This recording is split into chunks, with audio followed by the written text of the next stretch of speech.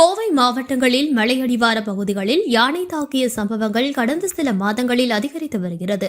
மக்கள் பலமுறை புகார் அளித்தும் மாவட்ட நிர்வாகமும் வனத்துறையினரும் அலட்சியமாக நடந்து கொள்வதால் பொதுமக்களின் பாதுகாப்பு கேள்விக்குறியாகி வருகிறது. இந்நிலையில் கோவை தொண்டாமுத்தூர் சட்டமன்ற தொகுதிக்குட்பட்ட விராலியூர் பகுதியைச் சேர்ந்த ரத்னா மற்றும் செல்வி என்ற 2 பெண்கள் கடந்த வாரம் வீட்டின் அருகே குப்பைகளை கொட்ட சென்றபோது காட்டு யானை தாக்கியதில் கோவை அரசு மருத்துவமனையில் சிகிச்சை பெற்று உயிரிழந்தனர். இந்த துயர செய்தி அறிந்த முன்னாள் அமைச்சர் மற்றும் அதிமுக தலைமை நிலைய செயலாளர் SP வேலுமணி இன்று நேரில் குடும்பங்களை சந்தித்து ஆறுதல் தெரிவித்தார். மேலும் நிதி உதவியையும் வழங்கி அரசு இதுபோன்ற சம்பவங்கள் நடைபெறாமல் காத்திட விரைந்து நடவடிக்கை எடுக்க வேண்டும் எனவும் அதிகாரிகளை தொடர்பு கொண்டு வலியுறுத்தினார்.